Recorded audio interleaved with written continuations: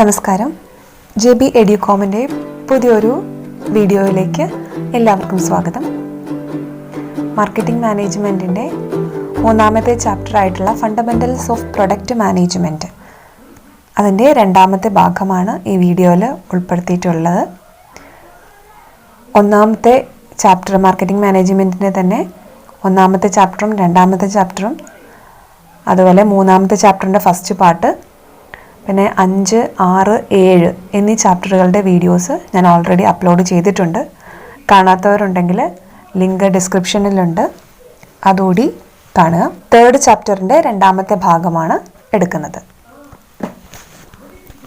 ഇതിൽ ഫസ്റ്റ് നമ്മൾ ഡിസ്കസ് ചെയ്യുന്നത് ക്വസ്റ്റ്യൻ പേപ്പറിൽ വന്നിട്ടുള്ള പ്രീവിയസ് ക്വസ്റ്റ്യനെ അടിസ്ഥാനപ്പെടുത്തിയാണ് എടുക്കുന്നത്. അപ്പം ബ്രാൻഡ് ഇക്വിറ്റി എന്താണ്? ബ്രാൻഡ് ഇക്വിറ്റി നമുക്കറിയാം. ബ്രാൻഡ് എന്ന് വെച്ചിട്ടുണ്ടെങ്കിൽ ഒരു വാല്യുബിൾ ആയിട്ടുള്ളൊരു ഫിസിക്കൽ അസറ്റായിട്ടാണ് ഓർഗനൈസേഷനിൽ കണക്കാക്കുന്നത്. മറ്റുള്ള ബിൽഡിങ് എക്യുപ്മെൻ്റ് ഒക്കെ പോലത്തെ ഒരു അസറ്റായിട്ടാണ് കൺസിഡർ ചെയ്യുന്നത്. അപ്പം ഏറ്റവും ഫിസിക്കൽ അസറ്റിനെക്കാട്ടിയും കൂടുതലായിട്ട് മോർ വാല്യുബിൾ ആയിട്ടുള്ള ഒരു അസറ്റായിട്ട് ചില കമ്പനികൾ ഈ ബ്രാൻഡിനെ കണക്കാക്കുന്നുണ്ട്. Brand equity is the added value with which a given brand endow a product. ഒരു വാല്യൂവിൻ്റെ ഉള്ളിൽ തന്നെയുള്ള ഇൻഹറൻ്റ് ആയിട്ടുള്ള നേച്ചറിലുള്ള അതിൻ്റെ ക്യാരക്ടറിസ്റ്റിക്സ് അല്ലെങ്കിൽ മറ്റുള്ള ബ്രാൻഡുകളെക്കാൾ കൂടുതൽ സവിശേഷത ആ ഒരു ബ്രാൻഡിനുണ്ടെങ്കിൽ അതിനെയൊക്കെയാണ് നമ്മൾ ബ്രാൻഡ് ഇക്വിറ്റി എന്ന് പറയുന്നത്. It is the value build up in a brand. ഒരു ബ്രാൻഡ് ഒരു പ്രൊഡക്റ്റിന് ഒരു നെയിം ഇട്ട് കഴിഞ്ഞിട്ടുണ്ടെങ്കിൽ ആ നെയിം എത്രത്തോളം ആളുകളിൽ എത്തിപ്പെട്ടിട്ടുണ്ട്, എത്രത്തോളം ഇമേജ് ആ ഒരു ബ്രാൻഡിനുണ്ട്, അതെല്ലാം കൂടി ഉൾപ്പെടുത്തിയിട്ടുള്ളതിനെയാണ് ബ്രാൻഡ് ഇക്വിറ്റി എന്ന് പറയുന്നത്. അപ്പം ആ ഒരു ബ്രാൻഡിന് എത്രത്തോളം വാല്യൂ ഉണ്ട് എന്നുള്ളതാണ് ബ്രാൻഡ് ഇക്വിറ്റി എന്നുള്ള ടേം കൊണ്ട് ഉദ്ദേശിക്കുന്നത്. നമ്മളോട് 2 മാർക്ക് ക്വസ്റ്റ്യൻ ഒക്കെ ആയിട്ട് ഈ ഒരു ബ്രാൻഡ് ഇക്വിറ്റി ഇടയ്ക്കിടയ്ക്ക് ചോദിക്കാറുണ്ട്. ഇനി ഇതിനകത്ത് ഉൾപ്പെടുന്ന കാര്യങ്ങൾ, ഒരു എലമെൻറ്റ്സ് ഓഫ് ബ്രാൻഡ് ഇക്വിറ്റി എന്തെല്ലാം കാര്യങ്ങളാണ് ഉൾപ്പെടുന്നത്? അതിൽ brand awareness, perceived quality or perceived value, brand association, brand loyalty, ഇതെല്ലാം ഈ ബ്രാൻഡ് ഇക്വിറ്റിയുടെ എലമെൻറ്റ്സ് ആണ്. അതിൽ ബ്രാൻഡ് അവെയർനെസ് എന്ന് വെച്ചിട്ടുണ്ടെങ്കിൽ how many consumers in the market familiar with the brand and what it stand for and have an opinion about that brand.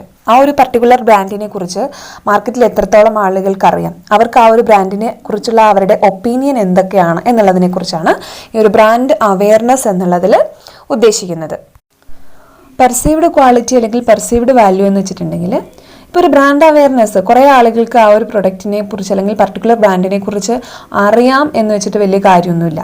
പക്ഷേ എന്തായിരിക്കണം, ചിലപ്പം ആളുകൾ അറിയുന്നത് അതിൻ്റെ ഗുണം കൊണ്ടായിരിക്കില്ല, നെഗറ്റീവ് ആസ്പെക്റ്റ് കൊണ്ട് അറിയപ്പെടുന്നുണ്ടാവും. Consumers might be aware of brand but have a negative opinion of its value or of the firm's reputation. അങ്ങനെയും വരാം. നെഗറ്റീവായിട്ട് ഒരു പ്രൊഡക്റ്റിനെ കുറിച്ച് അല്ലെങ്കിൽ ഒരു പർട്ടിക്കുലർ ബ്രാൻഡിനെ കുറിച്ച് അറിയപ്പെടുന്നുണ്ടാവും. അപ്പോൾ അങ്ങനെ വരുമ്പോൾ the brand value will be less. അങ്ങനത്തെ സിറ്റുവേഷനിൽ ബ്രാൻഡ് വാല്യൂ കുറവായിരിക്കും. അതേസമയം പോസിറ്റീവായിട്ടുള്ള ഒപ്പീനിയൻ ആണുള്ളെങ്കിൽ അവിടെ എന്താണ്, പെർസീവ്ഡ് വാല്യൂ കൂടുതലായിരിക്കും. മൂന്നാമത്തേത് ബ്രാൻഡ് അസോസിയേഷൻ ആണ്.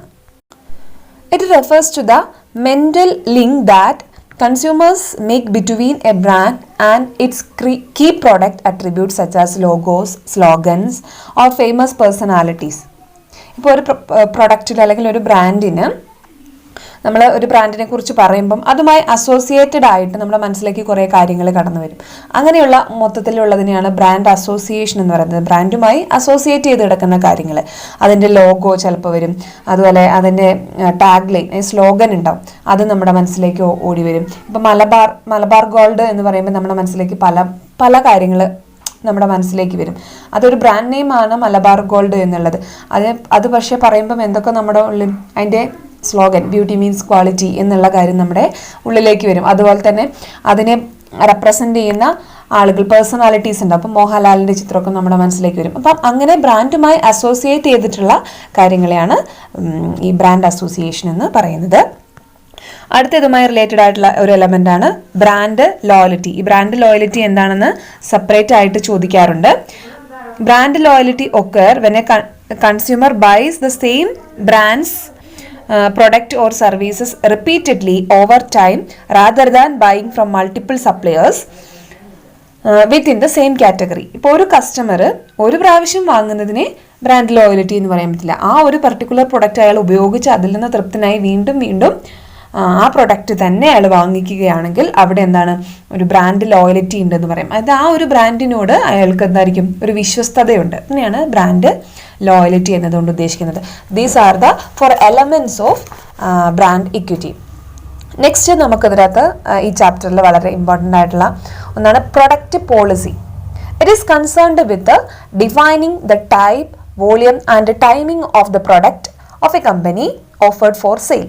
നമ്മൾ ഒരു കമ്പനി ഒരു പ്രൊഡക്റ്റ് ഓഫർ ചെയ്യുന്ന സമയത്ത്, സെയിലിനായിട്ട് ഓഫർ ചെയ്യുന്ന സമയത്ത് അതിൻ്റെ ടൈപ്പ്, അതിൻ്റെ വോളിയം, ടൈമിംഗ്, ഇതിനെല്ലാത്തിനെയും കൂടി ഉൾപ്പെടുത്തുന്നതിനെയാണ് പ്രൊഡക്റ്റ് പോളിസി എന്ന് പറയുന്നത്. പ്രൊഡക്റ്റുമായി റിലേറ്റഡ് ആയിട്ടുള്ള കാര്യങ്ങളെല്ലാം.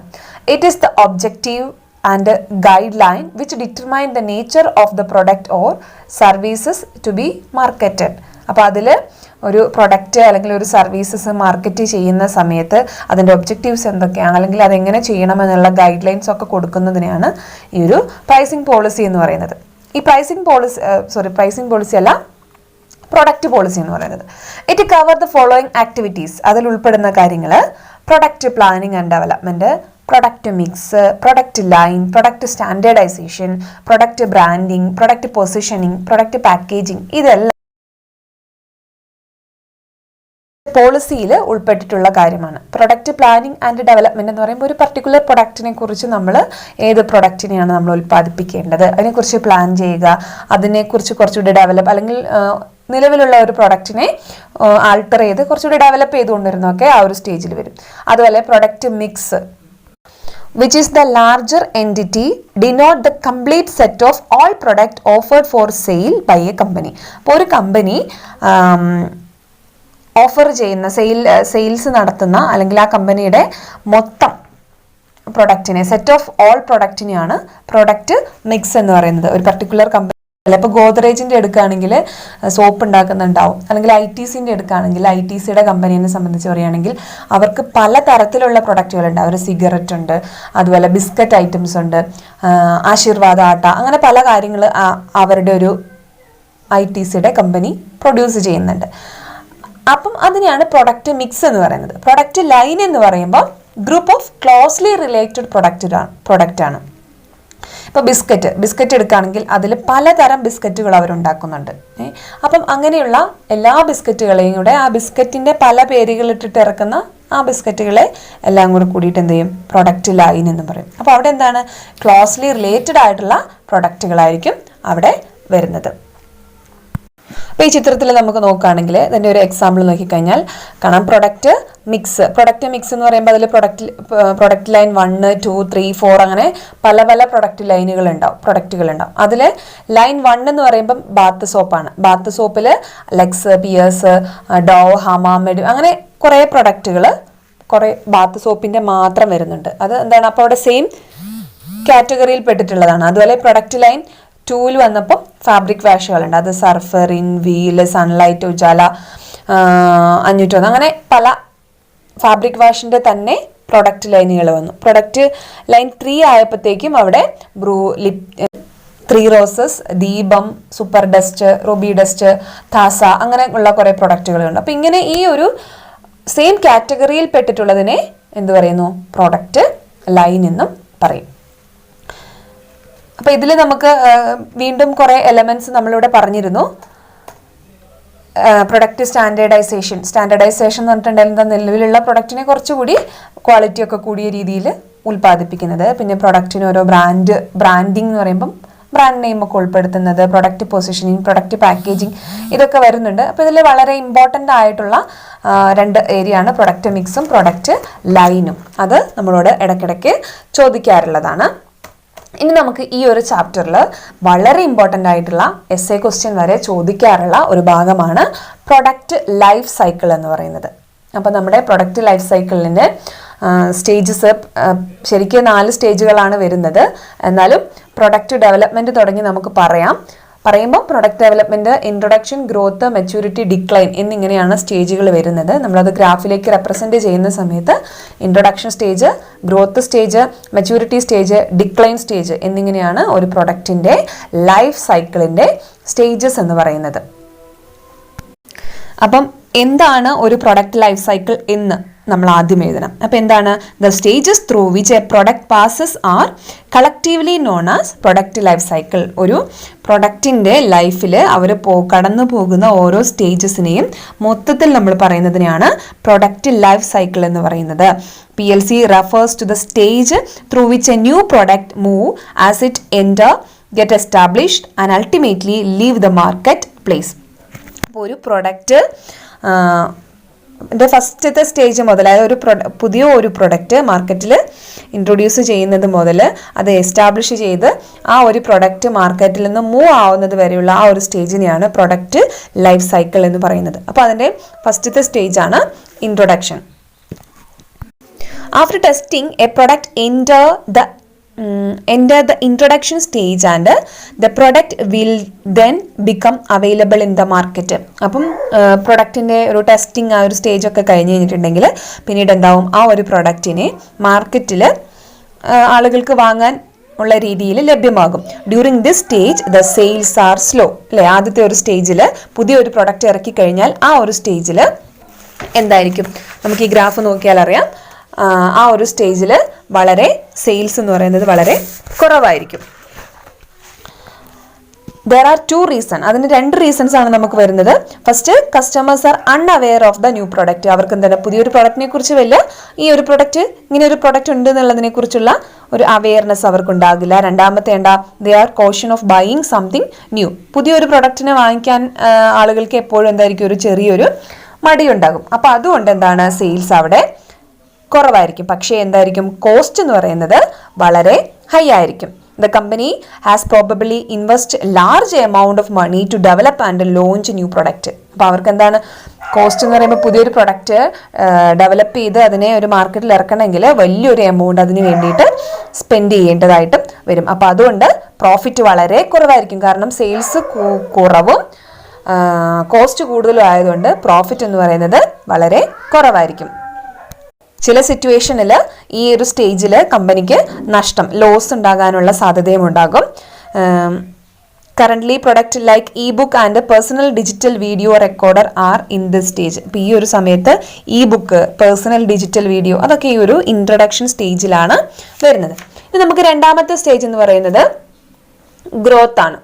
അപ്പോൾ ഗ്രോത്ത് സ്റ്റേജിൻ്റെ പ്രത്യേകത എന്താണ്? ഇതാണ് രണ്ടാമത്തെ സ്റ്റേജ് എന്ന് പറയുന്നത്. More customers begin to buy the product. കുറച്ചുകൂടി നേരത്തെ ഫസ്റ്റ് സ്റ്റേജിലുള്ളതിനേക്കാൾ കുറച്ചുകൂടി ആളുകൾ പ്രൊഡക്റ്റുകളെ വാങ്ങിക്കാനായിട്ട് തുടങ്ങും. This is because customers who purchase during the introduction stage are purchased again or have recommended the product to colleagues, friends and family. അപ്പം introduction സ്റ്റേജിൽ വാങ്ങിയിട്ടുള്ള കസ്റ്റമേഴ്സ് അവരുടെ ആ ഒരു പ്രൊഡക്റ്റ് തീർന്നിട്ട് വീണ്ടും അവരത് വാങ്ങിക്കുകയും അല്ലെങ്കിൽ അവരുടെ അഭിപ്രായം അല്ലെങ്കിൽ അവർ യൂസ് ചെയ്തതിൻ്റെ റെസ്പോൺസ് മറ്റുള്ളവരിലേക്ക് അറിയിക്കുകയും അതുവഴി മറ്റാളുകൾ കൂടി അത് വാങ്ങിക്കുകയൊക്കെ ചെയ്യുന്ന ആ ഒരു സ്റ്റേജാണ് ഗ്രോത്ത് സ്റ്റേജ് എന്ന് പറയുന്നത്. അപ്പോൾ ഇവിടെ sales begin to grow and then company which has been inquiring losses begin to make profit. അപ്പം നമ്മൾ മെല്ലെ മെല്ലെ നേരത്തെ ഇൻട്രൊഡക്ഷൻ സ്റ്റേജിലുള്ളതിനേക്കാൾ പ്രോഫിറ്റ് കൂടുകയും കമ്പനിക്ക് ചെറിയ തോതിലുള്ള ആ ഒരു നഷ്ടം എന്നുള്ള ആ ഒരു സ്റ്റേജിൽ നിന്ന് ചെറിയ രീതിയിൽ പ്രോഫിറ്റ് ഉണ്ടാവുകയും ചെയ്യും. അപ്പോൾ ഈ സ്റ്റേജിൽ കോമ്പറ്റീറ്റേഴ്സ് കൂടുതലായിട്ട് മാർക്കറ്റിലേക്ക് കോമ്പറ്റീഷൻ കൂടുതൽ വരുന്ന ഒരു സ്റ്റേജാണിത്. അപ്പം sales reach their optimum level. അപ്പം ഇതിലെന്താണ്, ഈ സെയിൽസസ് നമ്മുടെ മാക്സിമം എത്തുന്നത് ഈ ഒരു ഗ്രോത്ത് സ്റ്റേജിലാണ്. But the sales growth slow down. Sales maximum optimal level എത്തുമെങ്കിലും സെയിൽസിൻ്റെ ഗ്രോത്ത് എന്ന് പറയുന്നത് കുറവായിരിക്കും. Cell phone and internet shopping sites are currently experiencing rapid growth. ഇപ്പോൾ ഈ ഒരു സമയത്ത് എന്താണ്, നമ്മുടെ ഈ പറയുന്ന ഫോണുകൾ, സെൽഫോണുകളും ഇന്റർനെറ്റ് ഷോപ്പിങ്ങുകളൊക്കെ ഈ ഒരു ഗ്രോത്ത് സ്റ്റേജിലാണ് വരുന്നത്. ഇതിൻ്റെ പ്രധാനപ്പെട്ട ക്യാരക്ടറിസ്റ്റിക്സ് എന്ന് പറയുന്നത് റാപ്പിഡ് ആയിട്ടുള്ള സെയിൽസിൽ ഉണ്ടാകുന്ന റേസാണ്.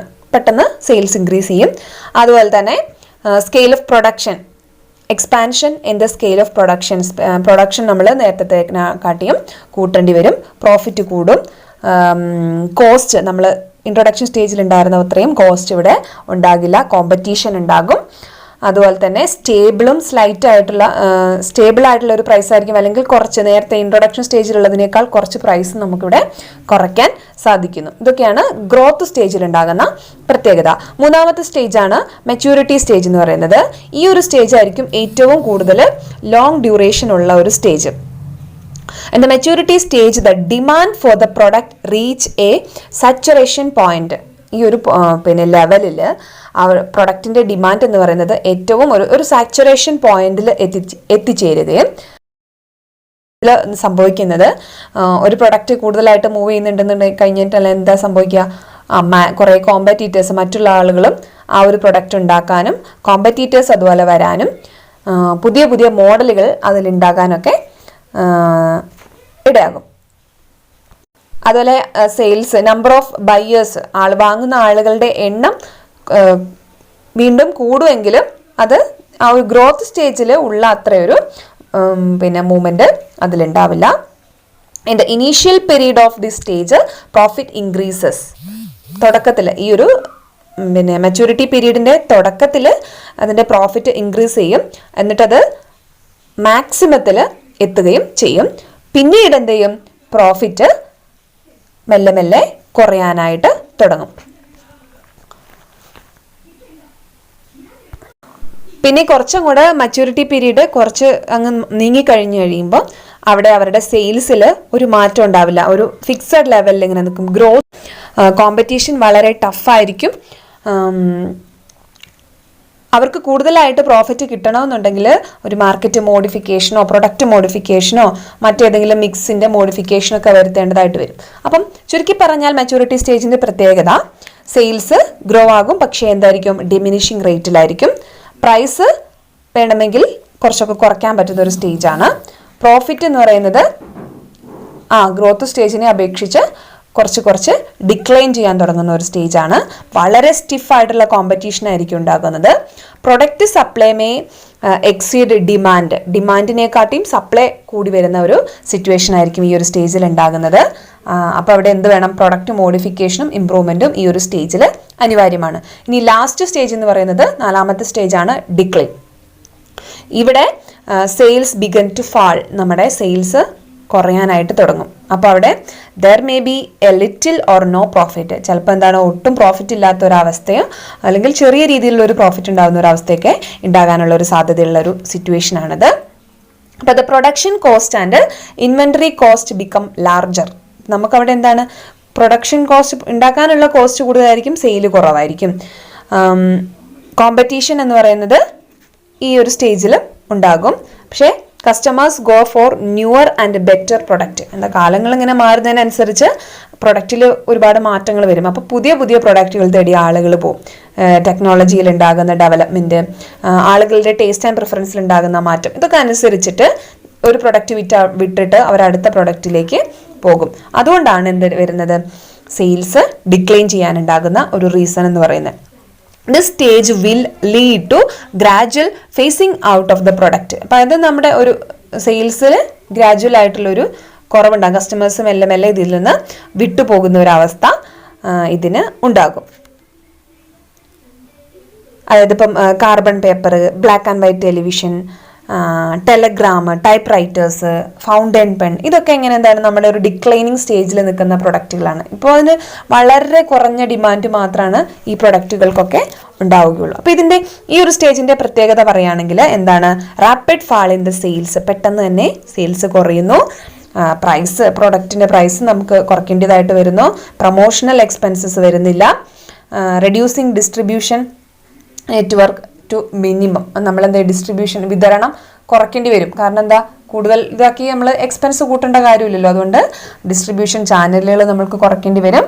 പ്രൊഡക്റ്റ് ടെക്നോളജി, നമ്മൾ ഉപയോഗിച്ചുകൊണ്ടിരിക്കുന്ന ആ ടെക്നോളജി ഔട്ട്ഡേറ്റഡ് ആയിട്ട് പോകും. ഇതൊക്കെയാണ് ഈ ഒരു ഡിക്ലൈൻ സ്റ്റേജിൻ്റെ പ്രത്യേകത എന്ന് പറയുന്നത്. അപ്പോൾ ഈ ഒരു 4 സ്റ്റേജിൽ കൂടിയാണ് ഓരോ പ്രൊഡക്റ്റും പാസ് ചെയ്ത് പോകുന്നത്. അപ്പോൾ ഈ ഒരു ക്വസ്റ്റ്യൻ നമ്മുടെ എക്സാമുകളിൽ 4 മാർക്ക് ക്വസ്റ്റ്യൻ ആയിട്ടും എസ്സേ ക്വസ്റ്റ്യൻ ആയിട്ടും ഒക്കെ ചോദിക്കാറുണ്ട്. അപ്പോൾ വളരെ കൃത്യമായിട്ട് മനസ്സിലാക്കി പോവുക.